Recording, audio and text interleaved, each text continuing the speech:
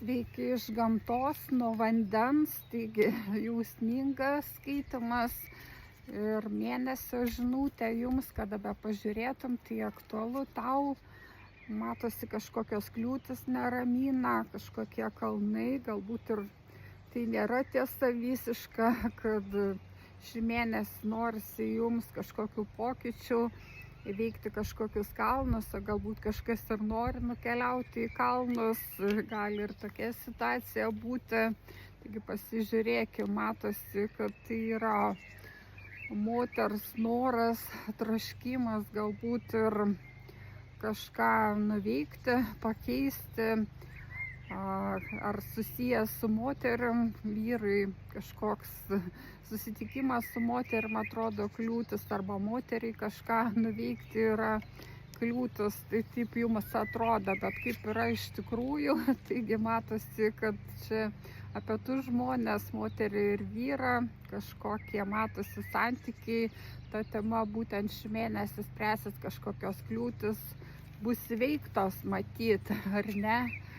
Taip, tai šitas keturlapis dobilas ir šneka apie tai, kad jūs esat vertingi, balta spalva šneka pasiilgau tavęs, taigi pasižiūrėkim,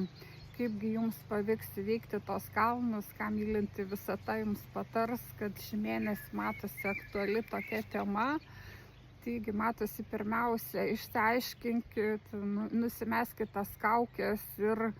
tie kalnai pasitrauks, kad tai kliūtis yra tik tai menamos, kad jūs vis dėlto esat vertingi vienas kitam ir galbūt ir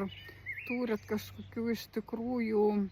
didelių planų. Tas medis, gyvybės medis, galbūt ir maitinat vienas kitą gerą energiją, kad esat reikšmingi, todėl ir matosi, reikia išsiaiškinti, atsiskleisti,